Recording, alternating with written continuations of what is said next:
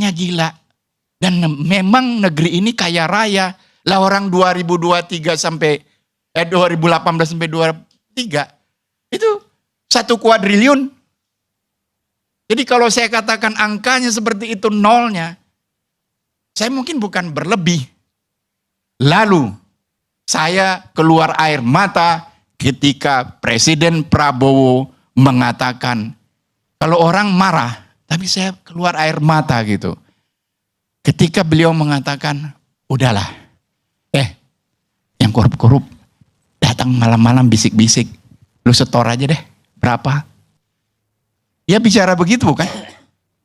Pernah begitu bukan? Kalau salah saya koreksi, Bang Karni. Air mata saya jatuh, Pak.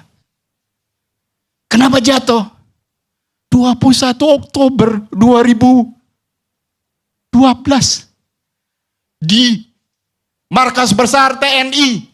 Kenapa saya lakukan itu? Setelah itu digerakkan, dideklar, diteken Jokowi. 5 jenderal sidang saya. Ini Mabes TNI. Kenapa kamu bikin gerakan ini? Kan gak ada dalam rundown. Pak, TNI tulang bangsa. Tulang bangsa.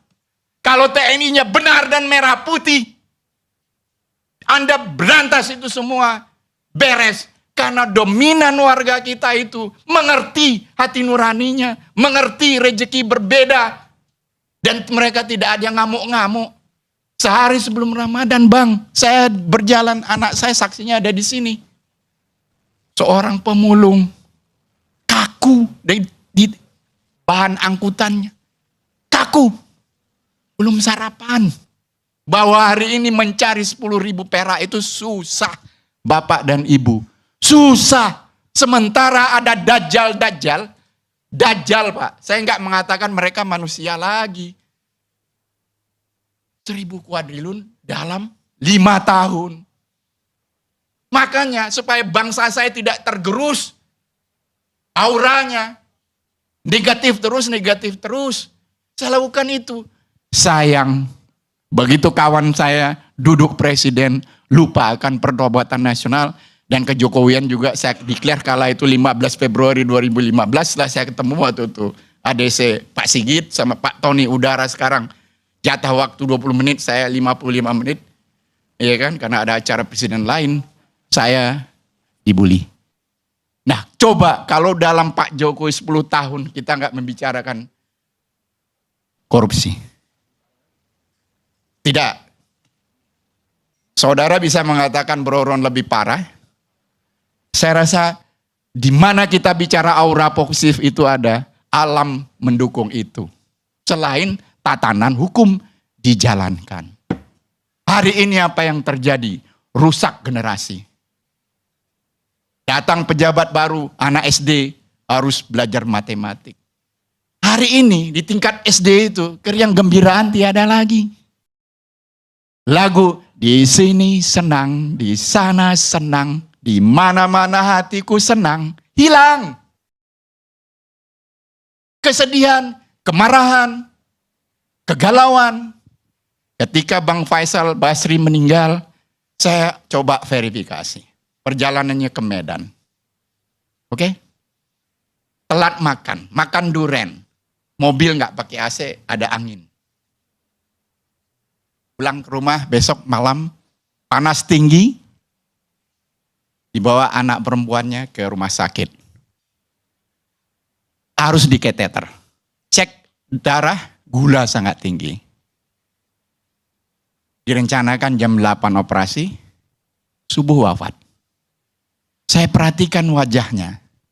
Semua kita yang membicarakan korup, kayak saya seperti negara nggak mampu menembus Nazarudin, kan waktu itu saya Skype Nazarudin. Semua kita, termasuk beliau Pak Said Didu, saya perhatikan. Dia pahlawan untuk kasus PIK.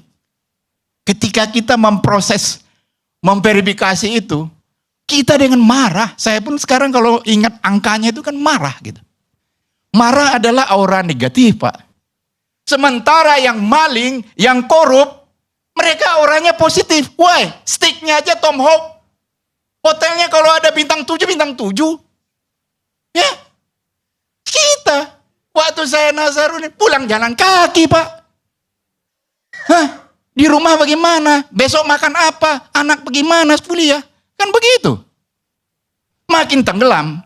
Seluruh yang disampaikan seorang almarhum Faisal Basri, Al-Fatihah untuk almarhum di Ramadan yang berkah. Ya. Kebenaran. Coba cek, ada nggak kesalahan yang disampaikan Faisal Basri? Semua kebenaran. Tapi beliau dalam kondisi berpulang dalam marah terhadap bangsanya. Marah kepada pemimpinnya. Dan marah. Oke, halo teman-teman, kembali lagi bersama saya di channel ini. Salam NKRI Harga Mati. Teman-teman, dalam video ini kita telah mendengarkan sebuah cuplikan video yang disampaikan oleh Iwan Piliang ataupun jurnalis yang selalu mengikuti tentang perkembangan politik yang terjadi di Indonesia. Dengan berbagai macam dinamika yang terjadi, tentunya kita sebagai masyarakat biasa ataupun dalam hal ini sebagai netizen, kita kerap kali melihat tindakan-tindakan yang melewati batas-batas yang dimana seorang pejabat layaknya mereka melakukan sebuah pengayoman dan memberikan sebuah contoh di tengah-tengah berbagai macam krisis perekonomian di Indonesia. Namun yang terjadi malah sebaliknya, mereka seringkali memakan uang haram oknum-oknum tertentu atau dalam hal ini adalah korupsi. Dan masyarakat menyayangkan sekali orang-orang yang terpilih, ya, yang mempunyai jabatan tertinggi.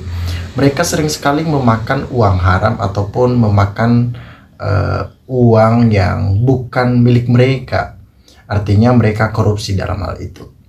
Nah, ketika Iwan Piliang ya langsung angkat bicara dalam hal ini.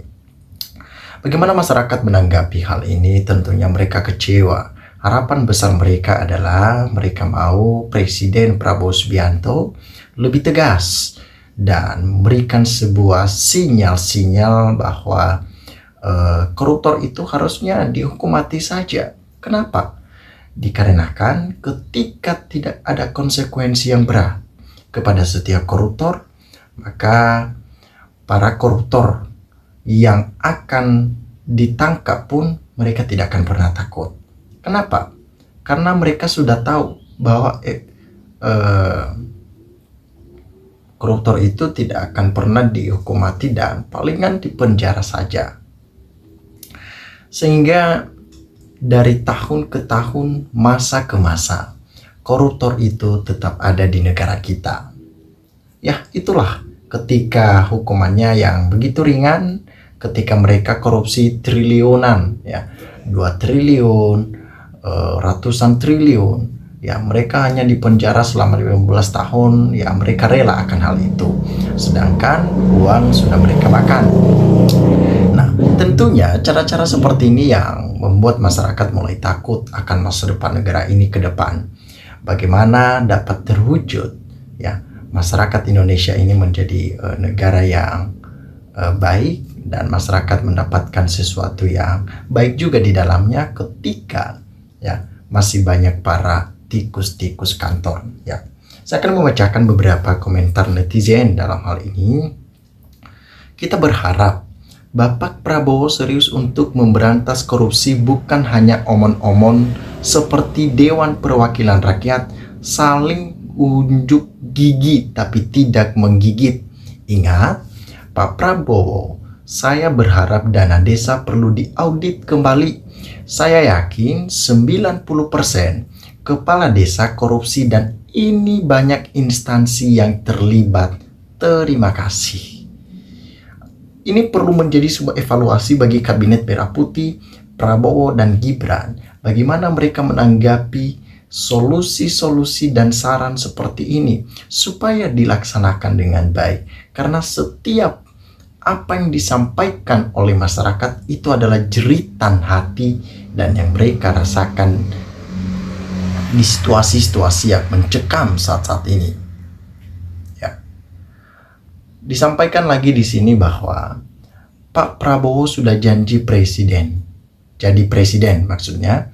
Ayo dong, Prabowo gerak cepat berantas korupsi. Jangan nengok kanan, nengok kiri. Pandangilah ke depan, rakyat banyak yang menjerit dalam hatinya. Ya. Kini Prabowo bersekutu dengan orang yang mencuranginya dan malah diakui sebagai guru politiknya. Katanya mau mengajar koruptor walaupun sampai ke Antartika, padahal suhu koruptornya yang jelas-jelas sudah dinobatkan oleh OCCRP menjadi dominator pemimpin terkorup di dunia, berada di sekitarnya ataupun di dekatnya. Bulan-bulan lalu ketika kita mendengarkan nama Jokowi munculnya menjadi seorang presiden ataupun mantan presiden terkorup sedunia, nama Jokowi muncul di sana yang dikeluarkan oleh OCCRP. Artinya harusnya Prabowo bergerak cepat akan hal ini. Jangan pikirkan Gibran di sana, tetapi jiwa profesional yang harus dilakukan oleh Prabowo itu yang harus didukung oleh masyarakat, dan pastinya masyarakat senang akan hal itu. Ya, kami yakin 100% Pak Prabowo tidak mampu memberantas rampok di negeri ini. Ya, tunjukkan ya jiwa loyalitas, pengabdian kepada masyarakat yang begitu besar, itu yang diinginkan. Oke teman-teman, sahabat-sahabat lensa netizen, dimanapun Anda berada, silakan berikan tanggapan teman-teman di dalam kolom komentar ini, sehingga kita dapat bertukar pikiran antar satu dengan yang lain lewat kolom komentar ini. Terima kasih teman-teman. NKRI harga mati.